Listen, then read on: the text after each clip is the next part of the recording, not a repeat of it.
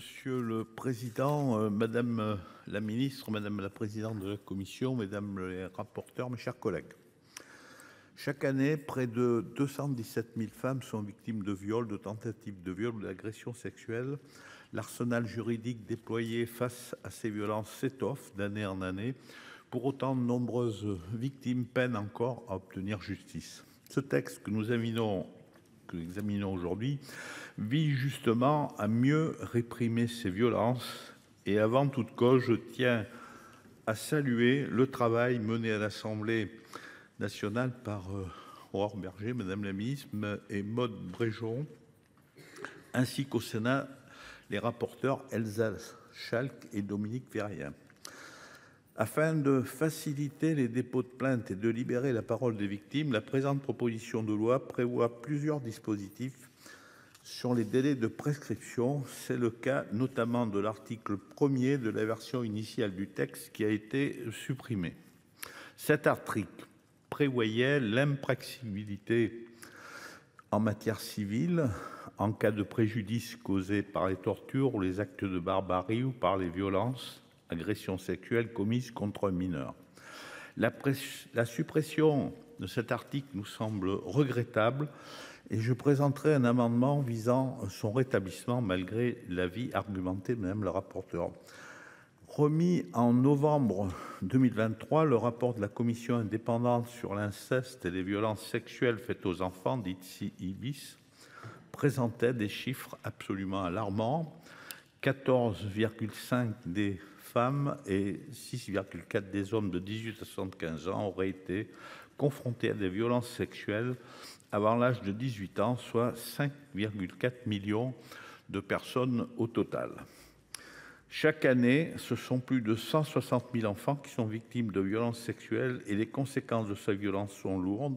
Selon Civis, 90% des victimes ont développé des troubles de stress post-traumatique. Or, malgré la gravité de ces violences et de leurs effets sur leur thème, leur dénonciation est particulièrement difficile. Plus l'agresseur est proche de la victime, ce qui arrive souvent dans les cas de violences sexuelles contre les mineurs, plus cette dernière peine à dénoncer son bourreau. Ainsi, 12% des victimes dénoncent les faits seulement au moment où ils sont commis, lorsque l'auteur est proche. Ce chiffre tombe à 9% en cas d'inceste et il faut souvent des années pour qu'une victime trouve la force de se manifester. Et pendant ce temps-là, bien sûr, l'auteur des exactions, lui, n'est pas inquiété. Afin de lutter contre cela, la loi du 3 août 2018 a allongé de 20 à 30 ans le délai de prescription en matière pénale des crimes sexuels commis sur les mineurs. En matière civile, en l'état actuel du droit, ce délai de prescription n'est que de 20 ans.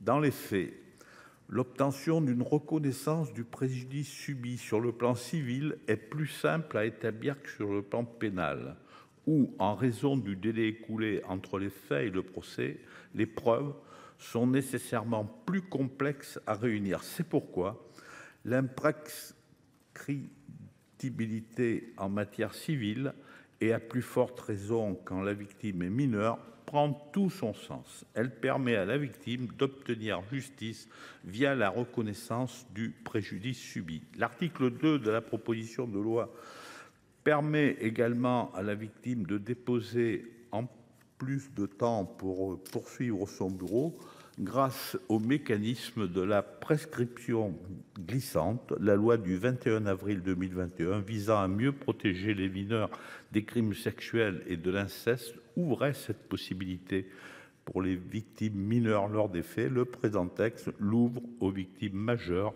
Là encore, cette mesure paraît nécessaire. Dès lors qu'une personne récidive et commet un autre viol, elle doit pouvoir être poursuivie pour tous les viols qu'elle a commis par le passé. Les délais de prescription ne doivent pas être un frein. Un autre aspect clé de ce texte est la question du contrôle coercitif. Cette notion a été théorisée en 2007 par le sociologue Evan Stark.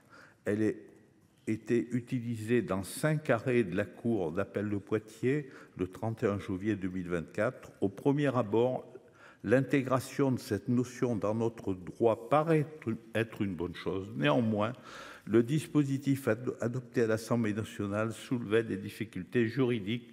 Ça a été dit par le rapporteur. Le choix d'une infraction autonome complexifie l'articulation entre celle-ci et les délits et crimes déjà existants qui lui sont proches. Par ailleurs, les termes utilisés par l'Assemblée nationale pour définir le contrôle coercitif peuvent poser problème pour son application concrète. De fait, je salue l'amendement des rapporteurs Elsa Schalck et Dominique Vérien adopté en commission pour donner une assise juridique plus efficace et précise au contrôle coercitif. Pour ce faire, l'amendement intègre le contrôle coercitif au régime du harcèlement du conjoint en utilisant des termes plus précis et adaptés à la procédure pénale ainsi qu'au travail des acteurs de la chaîne pénale. Mes chers collègues, la répression des violences sexuelles est un enjeu complexe qui nécessite une mobilisation collective et des mesures efficaces. À nous d'agir en tant que législateurs pour aider les victimes qui subissent pendant des décennies durant des stigmates des infractions sexuelles commises à leur encontre. Le groupe Les Indépendants soutient donc bien évidemment ce texte. Merci.